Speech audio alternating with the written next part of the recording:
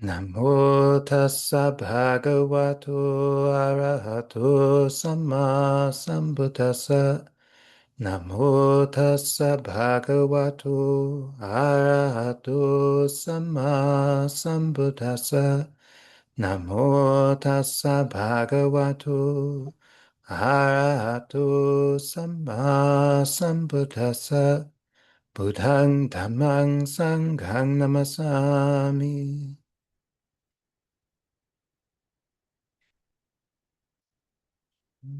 Again, good evening, everybody, and happy full moon.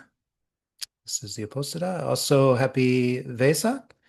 Now, the various Buddhist traditions have various ways of handling the Vesak and when it's celebrated, when it's recognized. Many places are kind of practical about it. They'll choose a day that works for the community rather than being very specific about the lunar day.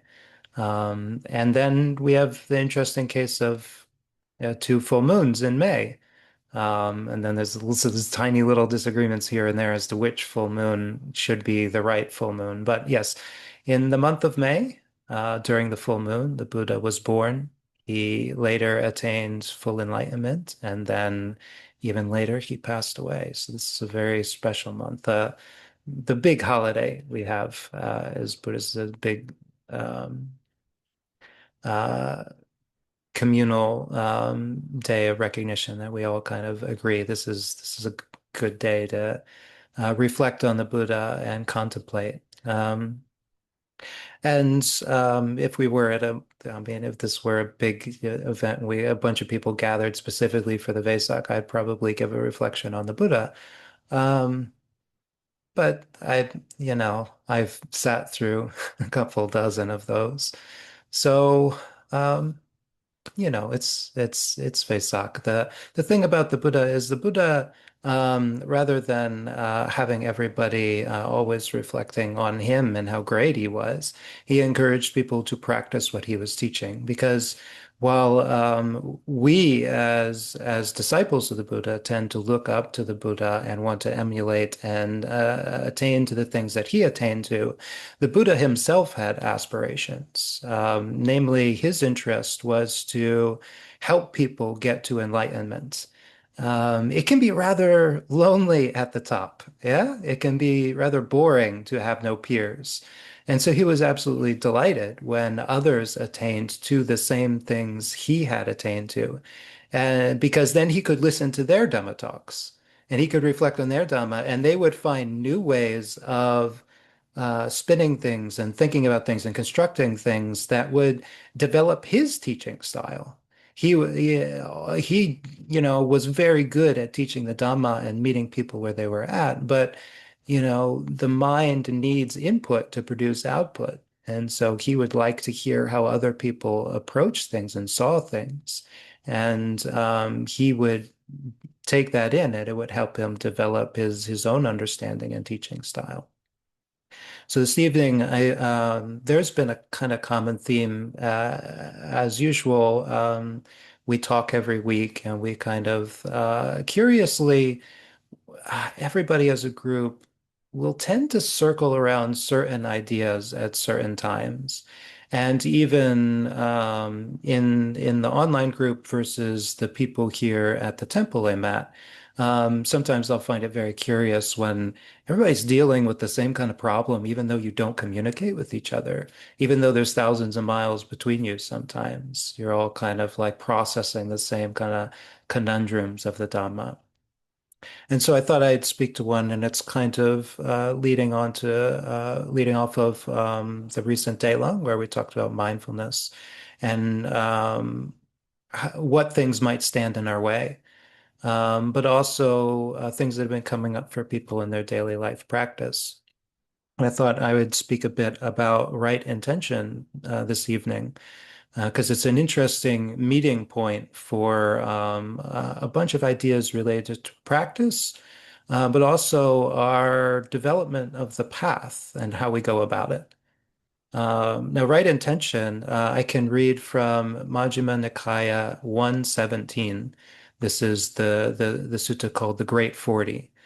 And in this sutta, we have the Buddha expanding a little bit. We have the common formula for right intention as part of the Eightfold Path, but from time to time, the Buddha would expand it a bit and say, well, what is it? He wouldn't expand it a lot. I mean, we don't get whole suttas about right intention, but we do get a bit more information. So this comes from a sutta where the Buddha starts at right view and then he gets to right intention. And he says, therein, bhikkhus, right view comes first. How does right view come first? One understands wrong intention as wrong intention and right intention as right intention. This is one's right view. And what bhikkhus is wrong intention? The intention of sensuality, the intention of ill will, the intention of cruelty. This is wrong intention. What bhikkhus is right intention? Right intention, I say, is twofold. There is right intention that is affected by the taints, partaking of merit, ripening, and acquisitions. And there is right intention that is noble, taintless, supramundane, a factor of the path. What bhikkhus is right intention that is affected by taints, partaking of merit, ripening, and acquisition? This is the intention of renunciation, the intention of non-ill will, the intention of non-cruelty. This is right intention. And what it bhikkhus is the right intention that is noble, taintless, supramundane, a factor of the path.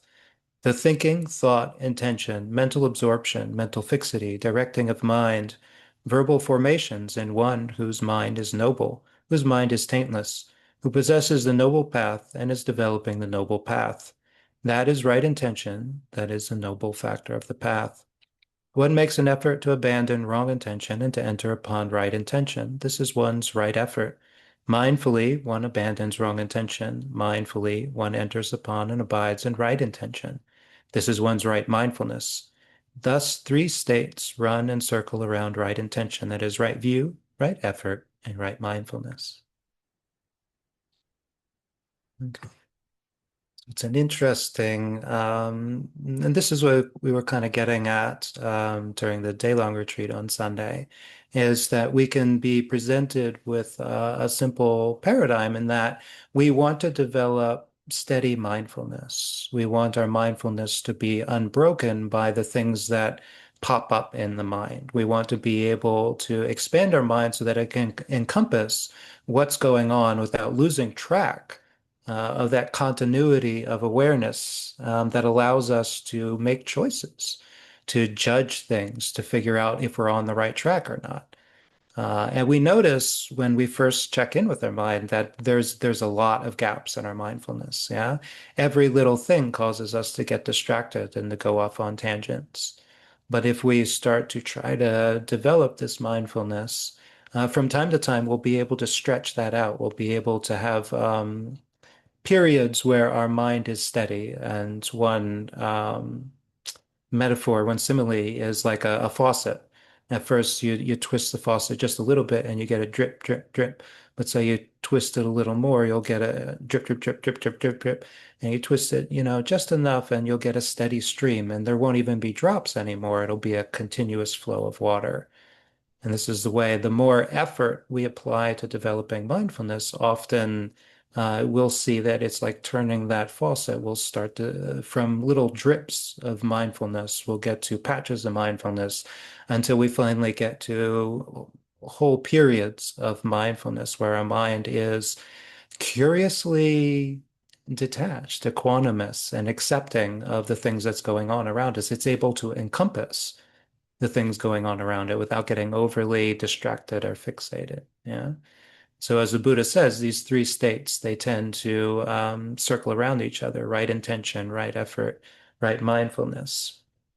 But many of us, I think, we start out showing up at the temple or showing up at a retreat center or showing up at a weekly meditation event. And the first thing we're told to do is to try to sit and try to be mindful, right? And so we try to we just sit and we try to be mindful and we get distracted. So we say, okay, I think I need right effort. I think I need to apply myself. So we go, and we strain and we try to be mindful more continuously. And maybe we're a bit more successful, but we're probably also a bit more stressed from time to time. because we don't always get perfect results, despite the fact that we're trying, despite the fact that we get distracted and we come back to the breath. We get distracted, we come back to the breath. The expectation, the encouragement is keep doing it. You'll develop the mindfulness. You'll get better at it. You'll figure it out. And it's something that we've all seen is that this at first it's often I would say it's a beginner's mind. We're able to just kind of do what our teacher says and just try to be mindful. And sometimes we actually accomplish it. But because it's coming from a state of not knowing anything and not having any preconceptions of what we're trying to do, we don't really know how it was we accomplished it. So when we try to repeat that success, we're going in with expectation and anticipation, and it seems like being mindful suddenly gets harder. And I think this is one of these strange loops where we can't always just be developing effort and mindfulness and thinking that the path is going to be developing for us. Because the more we do that, the more we build up this reservoir of ideas and expectations. I want to get results. I've decided that being mindful and being calm and being peaceful, being free of the hindrances, these are the results, and I want to get them.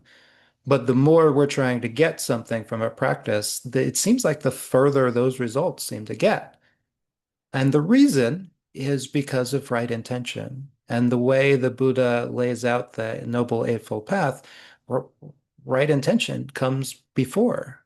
It feeds into right effort and right mindfulness. It directs right effort and right mindfulness. And we will probably hit a wall where even though we keep sitting down and trying to be mindful of the breath and returning to the breath and getting distracted and returning, we won't feel like we're getting any progress. And at those times, it becomes really useful to take a step back, as we were saying during the day long, and step all the way back and instead of saying like, oh, look, this is the goal, this is the result I want. I want to be mindful. I want to be calm. I want to be, well, and joyful and full of samadhi and clarity and brightness. To step all the way back and say, well, why do I want something? Isn't right intention supposed to be about letting go? Isn't it supposed to be like not anticipating, not expecting, not desiring? And that simple act of kind of checking in can sometimes allow us to let go of something that it was a problem that we were creating in our own practice. And so I wanted to look at right intention because it's a big topic.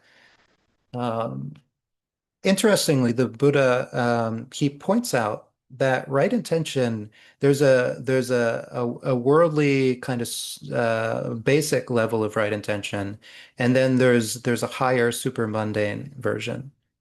And so the normal version is the opposite of wrong intention. Wrong intention being kama sankappa, that is the intention of sensuality, vyapada sankappa, the intention of ill will, and vihingsa sankappa, the intention of cruelty. And he says, well, the opposite of that, which produces merit, it ripens in good results, is joyful, is the intention of renunciation, nekama sankappa, abhyapada, or non-ill will, and vihingsa, non-cruelty.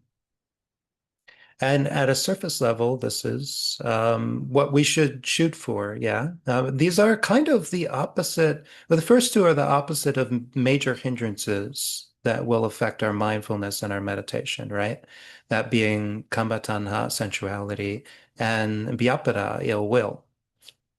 Kama tanha being our desire to get anything in the world, our attraction, our attachment to anything in the world. If this exists in the mind, we will find it hard to develop mindfulness, right? We will apply effort, but a lot of our effort will be going in the wrong direction. It'll be going out, it'll be going towards something in the world that we're trying to get. And so it won't result in peaceful, stable states of mind. And then there's ill will, which is often is about other people or other instances. So you could say that's a form of aversion, but aversion can also be self-directed. Yeah. So it's any time that we're frustrated or annoyed or stifled or resentful, this it can be ill will that doesn't necessarily have an immediate object. We're not like angry at a particular person or a particular situation, but we're kind of boiling. We're kind of stewing. We're ready to be angry, but we don't quite have a target yet. And this can be ill will. And so sometimes we sit and we find that we're uncomfortable, we're annoyed, we're easily triggered by things that are going on in our environment. And this can be a hint to us that there is still some ill will in the mind, and maybe our intention in sitting down is not yet about letting go and about being friendly and relaxed towards what's going on around us. Maybe we're trying to avoid something, yeah, and that's why we started to meditate. And the third one's a bit more nebulous because rather than dealing with greed or hatred, it deals with delusion, which is curious because cruelty definitely sounds like a form of ill will, but it actually comes from a lack of empathy. You know, we're capable of cruelty only when we don't recognize the effects that our actions have on others and on ourselves, because we are a being in the equation, right? So vihingsa or cruelty or violence is something that we can do to ourselves. We can be cruel to ourselves. We can neglect ourselves, neglect our health. We can eat things that are bad for us. We can stay up all night. We can have hobbies that are destructive. We can damage things around us. And even though like objects in the world are just they don't have consciousness. It's not the same as like hurting a being in terms of karma. Because objects have value, because beings are attached to objects that have value, it can be quite cruel to be destructive to the external environment. Yeah. And if you were to invite a guest over to your house, and then they're just sitting on the couch, and you were to take a sledgehammer and start like smashing a hole in your wall, even though the guest doesn't own the house, even though it's not their wall, they shouldn't care at all. They will probably get upset, won't they? Yeah, cruelty and violence can sometimes not even need a person to be cruel to and still cause distress, right? So it comes from delusion. It comes from a kind of apathy about consequences.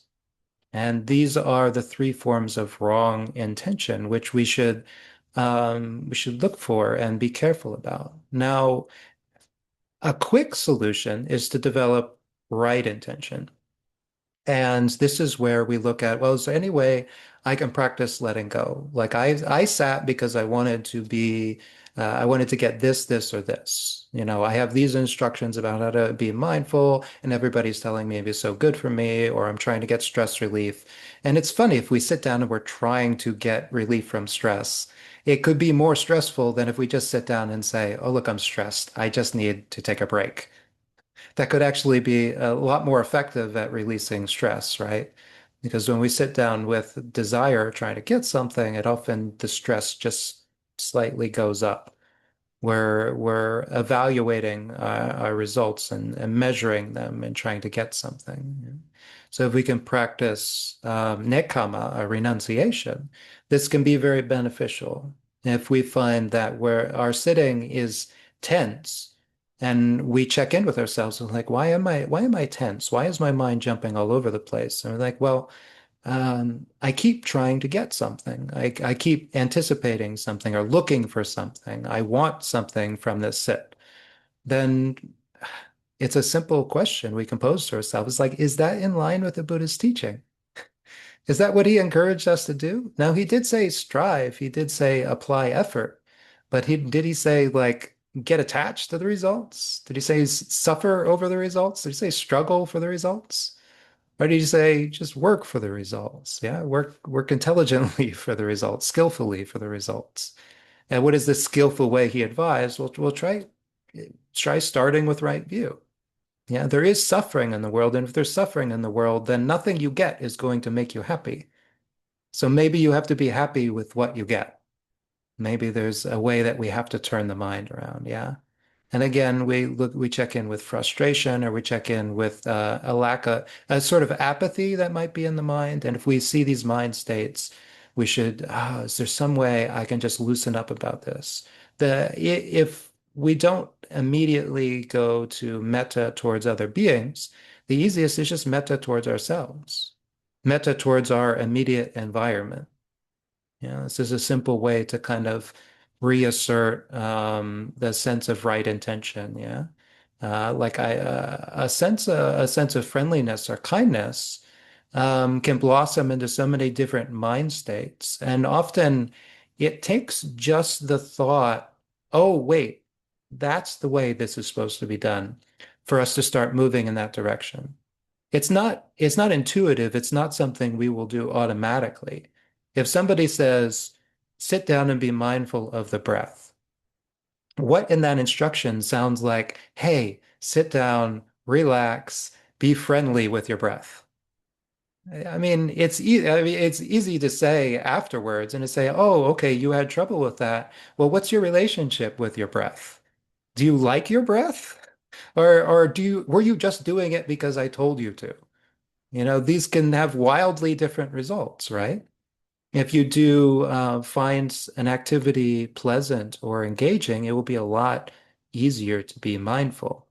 But if you're apathetic towards it, if you don't want to be doing it, it will be hard to do that activity. And you will find that even if you have a lot of skill, a lot of experience, it will still be hard to be successful at that activity.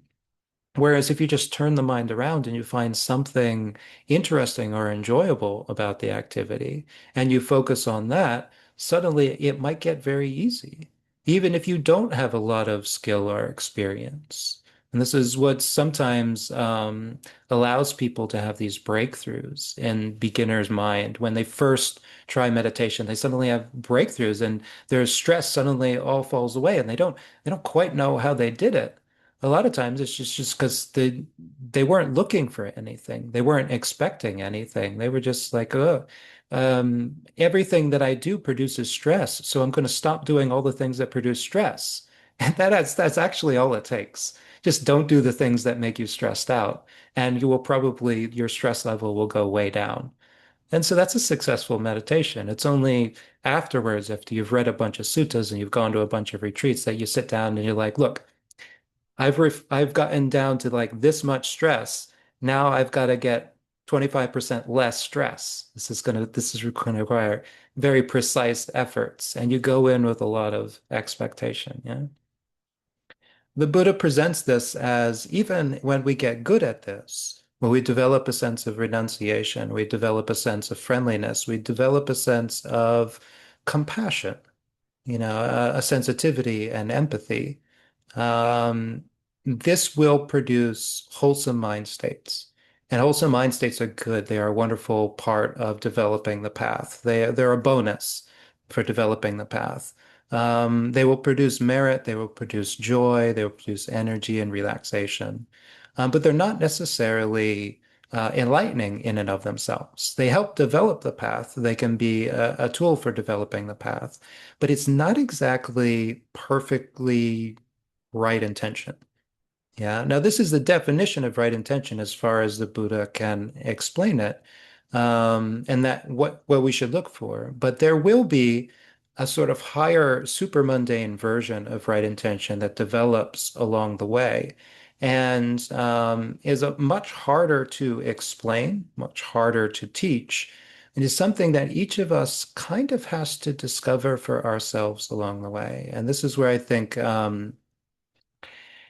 it's nice to, from time to time, have a day like we had on Sunday with the day long, where instead of getting very specific and analytical about different parts of the path and how to meditate and what we should be developing, to just take some time and say, look, it's just try to be mindful.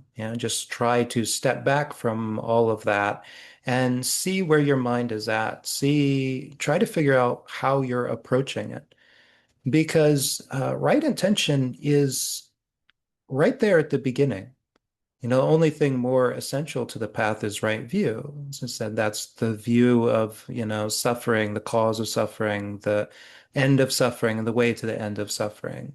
And after that, we get intention, our volition, our thoughts. What are our thoughts towards our activity? And whereas an enlightened person will naturally, when they have thoughts, they'll be having thoughts that renounce the world. They'll be having thoughts that are friendly towards the world. They'll be having thoughts that are compassion towards the world because they no longer have the nature to be aggressive and possessive and attached towards the world. They will also have something else, some extra sensitivity to the order of things. And I like thinking of the word samma. This is the word that we translate as right in the Eightfold Path.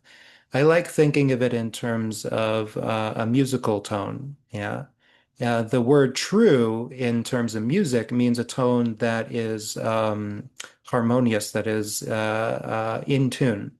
Yeah, and when something rings true. And we have a sense of this in our minds as well. It's impossible to explain to somebody, and yet you know it when you experience it. You know when something is ringing true. You know when something is right. Yeah, in terms of samma. And this is the higher form of the Eightfold Path. It's developing an incredible kind of sensitivity to know when we're on the right track and to know when we're on the wrong track, and to be able to navigate this difference. Yeah. And I didn't want to lead with this because it's a bit of a conundrum that I faced early on in my practice, but I did want to share it with you because this is, I think, it's a curious way of starting to explore intention that can help open up our avenues for investigation. Because this is it's something I'm that guy. I always encourage you to go and investigate and think about things. Don't just follow instructions, don't follow techniques, but learn to figure out the Dhamma for yourself. Learn to figure out what is true for yourself. That if you develop the tools to do that, then you won't need teachers. You'll like teachers, to be clear. You'll still visit them and listen to Dhamma talks and all of that because it's fun. It's great. It's a good use of your time. But you won't need them to progress because you will kind of be your own teacher. Yeah. And this conundrum that I learned about early, what comes to mind, it comes from a teaching of Ajahn Chah. So I started out in a Thai forest monastery, and the root teacher was a Thai forest monk named Ajahn Chah who passed away, I think, before the turn of the millennium. And he was talking just offhand in one of the recorded talks about somebody in the community who everybody in this town where his monastery was, everybody kind of knew the person. And he was talking about something funny that they had served rice in a spittoon. And this is something that probably doesn't make any sense to any of you necessarily, but because you don't have those particular cultural sensitivity. Now, a spittoon in Thailand is a trash can, it's a chamber pot, it's a really nasty sort of thing. And when you see it, you never think this is a bowl. This is a Tupperware. This is a container for food. You always think of it in terms of this is something that's gross. And even if you just bought it from the store, and so it's pristine and it's enameled steel, and you were to put it on your kitchen table, and you were to put some nice flavorful curry in it, none of your guests to that dinner would want to take that curry. Because even if they've heard, even if they've seen, even if they know deep down that it is clean, the perceptions around that thing are that it is dirty.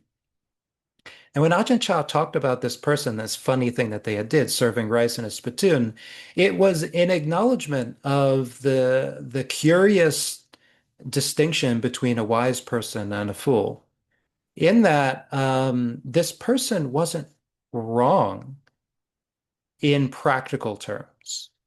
In practical terms, that spittoon is just a stainless steel container. And why not use your best stainless steel container for serving food?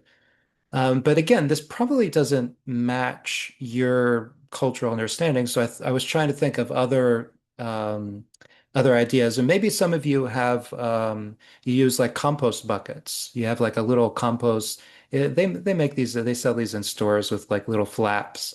Yeah, and I've seen some of you have them, and you put all your food scraps in it, and it gets smelly and gnats and all these things, and eventually you throw it out and you rinse it out. And the only reason you're able to rinse it out in your kitchen sink, despite the fact that it smells awful, is because you know deep down it's just food.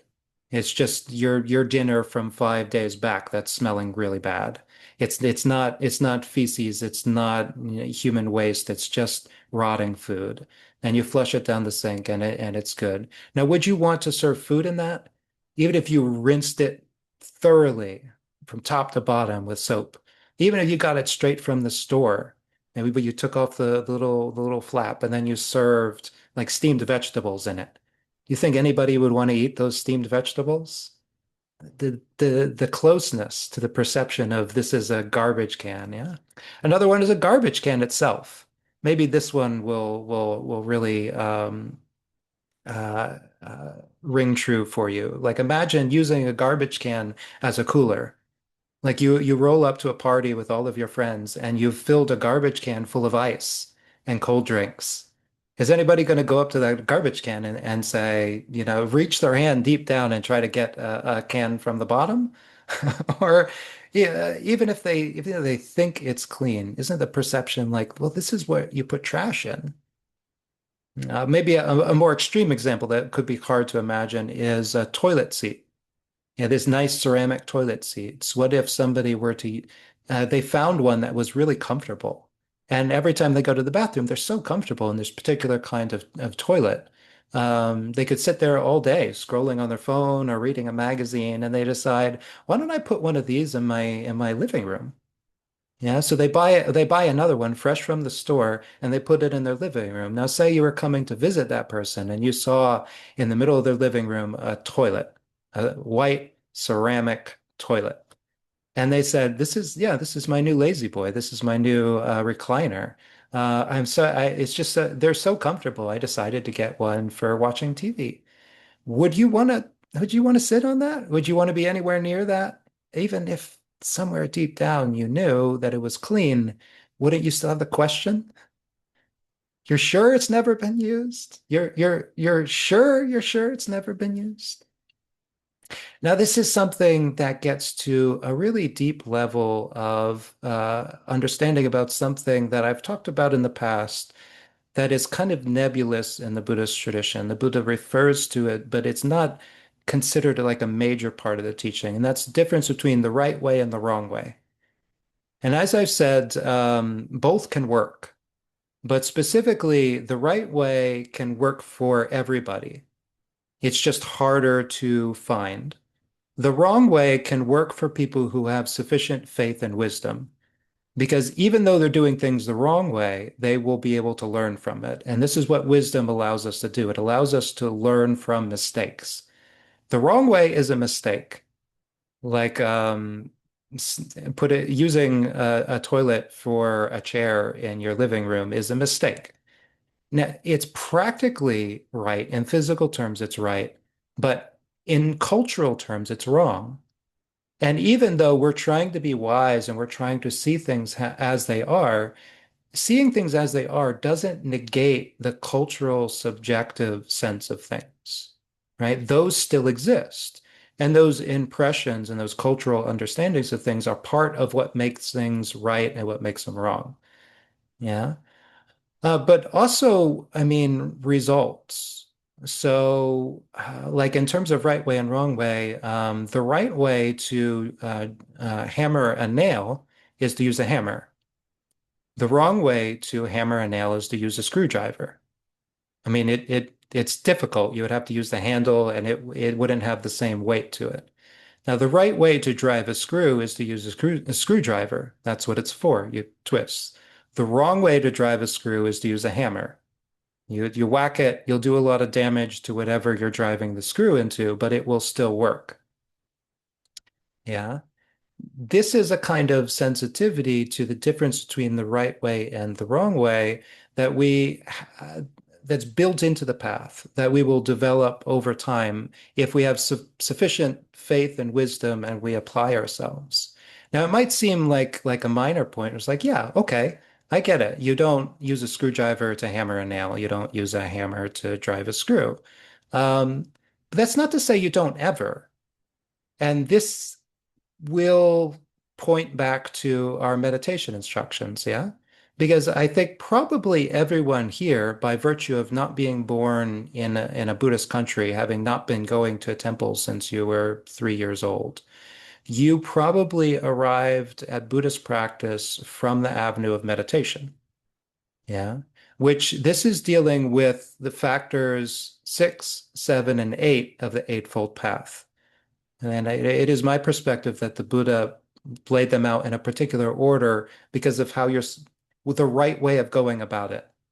Now, the right way of going about Buddhist practice would be develop right view, to meet people who explain the path. And based on right view, you start to practice renunciation and kindness and compassion.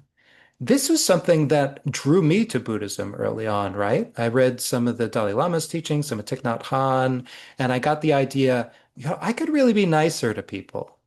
And this was a profound idea. Like, I'm suffering because I'm a jerk to people. What if I'm not a jerk to people? Maybe I won't suffer as much. And I gave it a try and it worked. I didn't smash bugs and I didn't feel regret. And I'm like, wow, it's not nice to kill little animals. And all of my understanding grew from that. And based on that, I started to want to take the precepts. So right intention, when we practice with it, leads to right speech and right action. Yeah. And once I started taking the precepts, I'm like, wow, it's really hard to keep these depending on what job I have, depending on where I live, depending on what culture I'm participating in.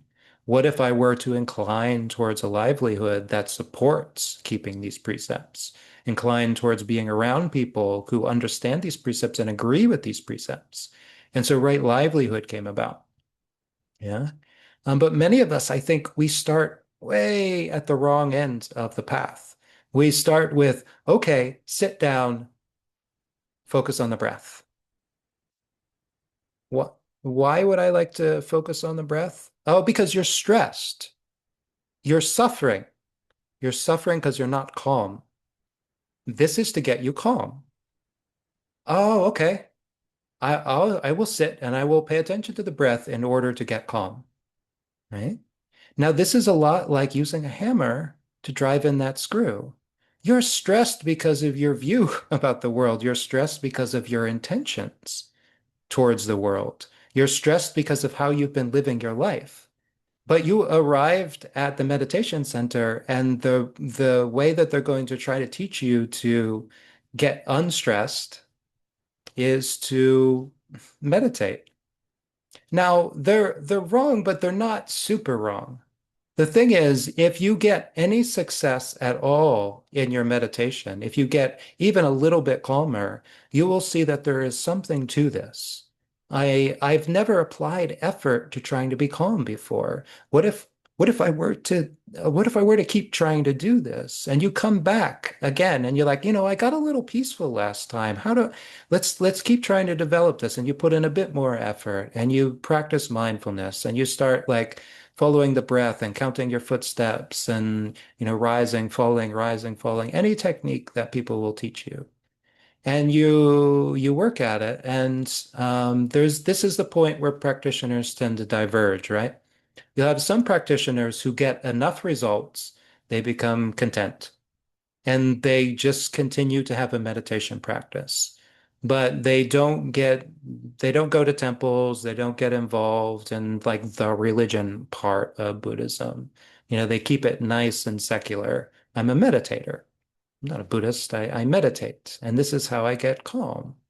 Now they get calm enough, right? But they don't necessarily work on the beginning part of the path. They don't necessarily develop right view. They don't necessarily have a view of nibbana, the cessation of suffering. They don't necessarily see desire as a problem, which, to be honest, is something that really mystified me after I had spent a year or two at the monastery practicing day and night to try to realize nibbana.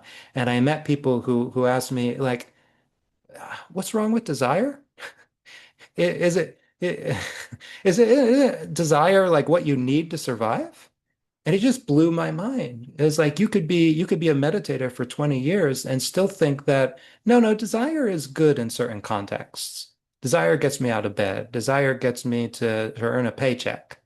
It's only my desire that gets me to go to work every day. Now that's the thing. I think everybody agrees. It's your desire that causes you to go to work every day, unless you really love your job. You desire the money, so you go to work, even if you don't love the job. But where we disagree is whether or not that's a good thing. Like, I would say that should probably be like something to evaluate. If you didn't have the desire for the thing, then you wouldn't have to go to the job, right? You're putting one before the other. And this is, uh, I bring this up because when I started out practice, it was in a very similar way to everyone here, as Westerners, Americans, or Europeans, or wherever our background is. We came to Buddhism as adults, which means we were already pretty entrenched in our views about the world and our intentions and the things that we desired. And somehow getting calm entered into that equation. We wanted to do the things that we wanted to do and be calm. So we came to meditation, we came to the Buddhist teachings, but through that, through practice, we started to see that there was another way. But early on, I was really impressed with my ability to cling to the wrong way of doing things. And I think this is something maybe we saw a little bit on Sunday when we tried to scale back a bit on the focus. We tried to scale back to, okay, if you sit and you try to be mindful and it doesn't work right away, stop trying to be mindful and instead step back and ask about your intention, ask about your view, right? And it turns out you're not going to be able to do the systematic breath meditation today because you checked in and you got something to work with there. Like you're trying to get something. You're really strung out about what the practice is supposed to do for you. Well, then relax. Think about your teachers, think about the Buddha, think about just having a calm, relaxing afternoon, sitting and watching the clouds go by. And in terms of like meditation teachings, you'll never hear any. I told somebody to do this before there was a 30-day retreat here. And before it started, some people were coming to me and it's not my retreat. It was a jhana retreat. It was about intensive meditation. But some people were coming to me, and one of them had like serious medical things coming up that were getting exacerbated by how much stress they would have trying to sit still in the meditation hall. And so I gave them the pretty what I felt simple and harmless advice. Well, don't struggle so much. Actually, practice compassion towards yourself. If things are really difficult, I suggest going for a walk.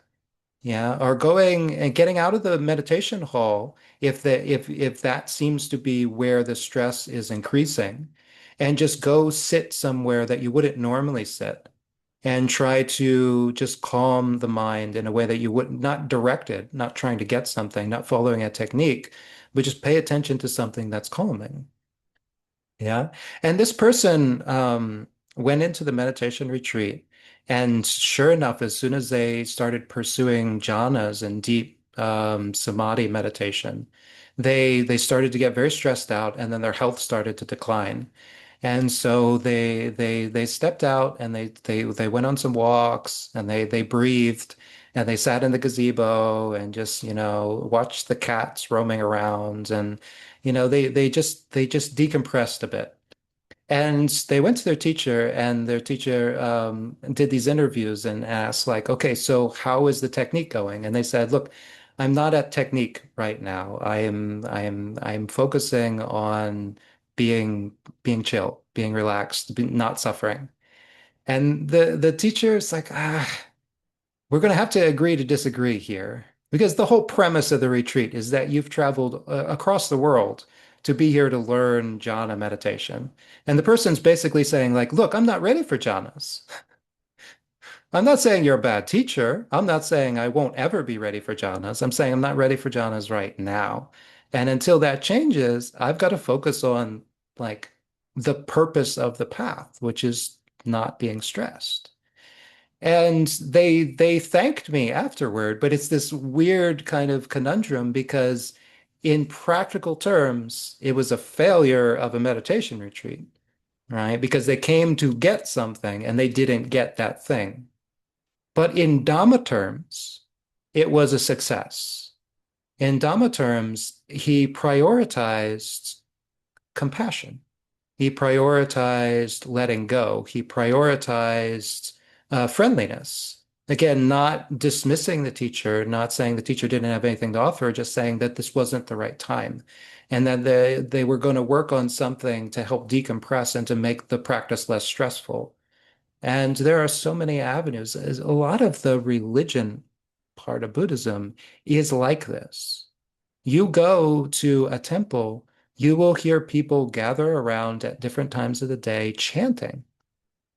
And a lot of people are like, well, what's this chanting all about? What are you guys chanting? I find it very hard to be mindful while I'm chanting in a strange ancient foreign language. This is true. This is true. Until you get really familiar with the Pali language, chanting in Pali is probably not going to be something that you do very easily. It's probably going to be hard to be focused during that activity because you're going to be straining to get it right. Yeah, and it's not comfortable, it's not familiar to you yet. But does that mean it's pointless? Does that mean it's not effective if it doesn't develop your mindfulness immediately? Well, I think we have some consensus here in this group, at least, that chanting is a good thing, right? That Pali is nice. And once you get used to the chants and you get familiar with their meaning, it does help you delight in the Dhamma. And delighting in the Dhamma helps you pursue your meditation practice. Yeah, because it makes it less stressful, it makes it more interesting, it makes it more engaging. Every time you encounter a Dhamma teaching that fascinates you, it's ehipassiko, come and see. It encourages you to look out of another Dhamma teaching, look up another Dhamma teaching. And there's this amazing process that happens where after you've gotten a couple of really good Dhamma teachings, you really want to go sit. You really want to go meditate and give it a try. It seems like, oh, maybe now I can do it. Maybe now I can let go. Maybe now I can relax. Maybe now I can have metta. And so you go and you give it a try. In practical terms, it doesn't seem like it should work that way, right? You let go of trying to get the results, and yet through faith in the process, through faith in the Eightfold Path, you eventually find yourself working towards the results with enthusiasm, with vigor, because you want the results in like a wholesome way. Yeah, you're encouraged to practice. And where did this come about? Well, it came about from doing things in the right order. It came about from immersing yourself in the teachings and being around things that are wholesome and working on renunciation and friendliness and compassion and developing right livelihood, right speech and right action. Yeah. And as that got cemented and became the foundation of your mental states, you found that more and more like you wanted to practice. Like practice is joyful, is encouraging. You feel like you're making progress, yeah, because you're not as stressed as you were.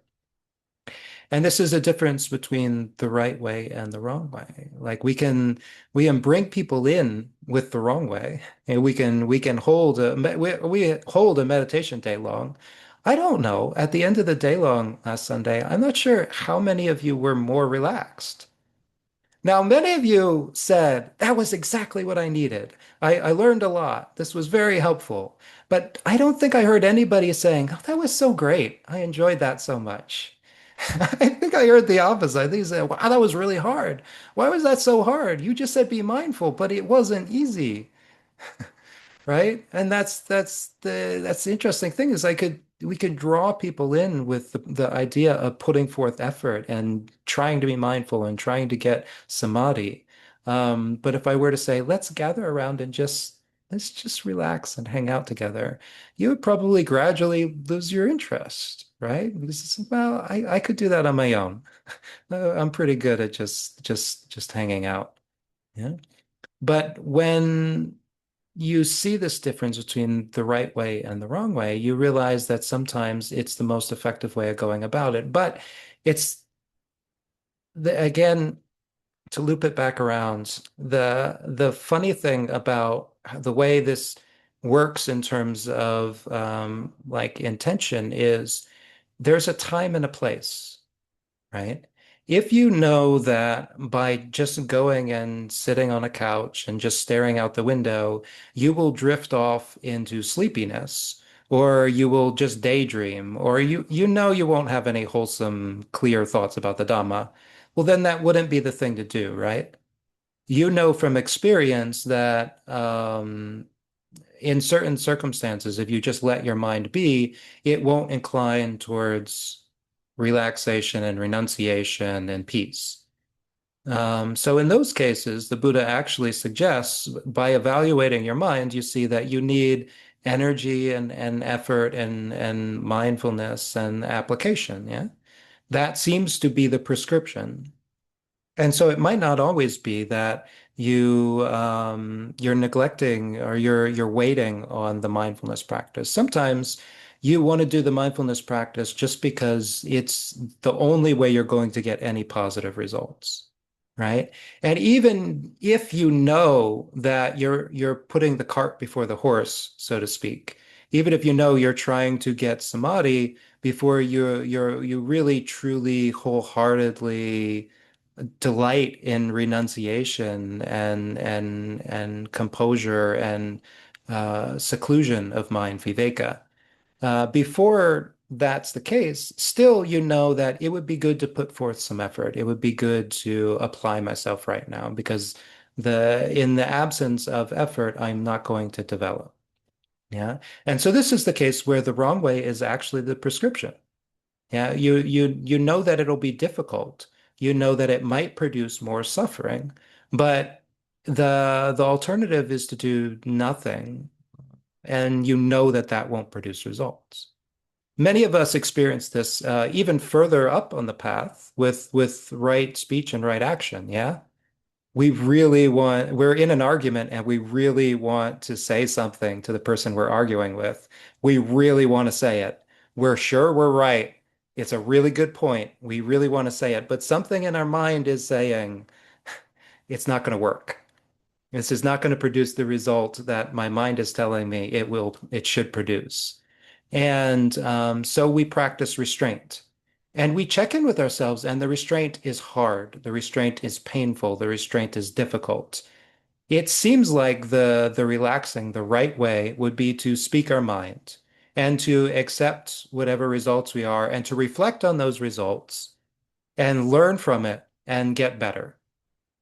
But practically, we know that that would be painful in its own way, right? And so we choose the pain of restraint. We choose the pain of not acting on our impulse over the pain of whatever consequences we get from acting on it. And it feels wrong. It feels like we're suppressing our natural desires. But in the long term, it's the thing to do. It has better results than doing things the long way, doing things the gradual way, doing things the Sama way, right? And in that case, you'll be better off doing it the wrong way, which is to just strain and shut out those intrusive thoughts. And then once you're in a peaceful environment where you can relax, then get back to the right way of doing things. Yeah. And so how do we know the difference? Well, in the beginning, it's all going to be the wrong way, right? And this is something we just see. We just try and we mess up and we try and we strain and we mess up.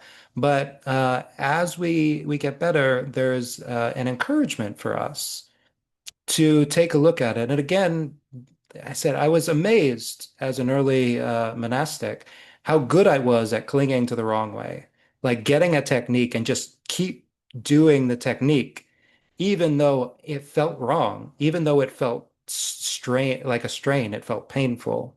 I'd still keep doing it because like I was afraid to not have a technique. I was afraid to just trust and let the path develop at its own pace. I wanted results.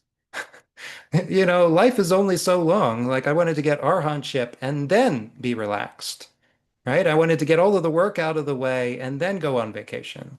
But it turns out that over time, I've developed more and more of an appreciation for the right way and when to let go of techniques, when to let go of straining and struggling, and to develop faith and confidence in the path. And in a lot of ways, the more that we're around the Dhamma, the more we're around practitioners, the more we're in Buddhist environments, it's interesting that it becomes easier to do that. You have a more of a sense that you're in a safe container. Right? So these are some thoughts for consideration tonight. Again, it's people have been looking at the instructions for mindfulness and what results they got when they tried to do it, and also people talking about just really being curious about like why am I getting the particular results I'm getting? Why does it feel a certain way when I do certain things? And often it just boils down to this idea of intention, yeah, and learning to be wise to something that's often invisible to us. Do we have right intention and do we have wrong intention? And if we have right intention, do we have mundane right intention, which is are we just uh, letting go and being friendly and being okay? Or do we have super mundane right intention, which is we understand things in the context of the path. And we know to work when work is required. We know to let go when letting go is required. We know to trust the path to develop at its own pace. And we know it has its order. And the more that we work in accord with that order, in harmony with that order, the more certain we are of getting the results that we want, which is nibbana and freedom at the end of the path. Right, so I offer these thoughts of reflection. I hope something here was useful. You can take it with you and think about it. If anything, you can think about the conundrum, like the person serving rice in a spittoon. Because for me, that was like it was at least a year of contemplating that. Like, is that wrong? The spittoon's clean. Why is it wrong? I was really resistant to the idea that it was wrong. It's like it's the practical thing to do. He sounds like a genius to me. Everybody else seems wrong, but over time I've begun to understand it differently, and so I offer that to you. You can consider that. It's like why is wrong wrong? Why does wrong feel wrong? Who gets to decide what is wrong? Why are we so attached to doing the wrong thing and can't let go of it and just let things be the right way? Even if it's less practical at times. Yeah. All right. So I offer this on this full moon. May it be of use.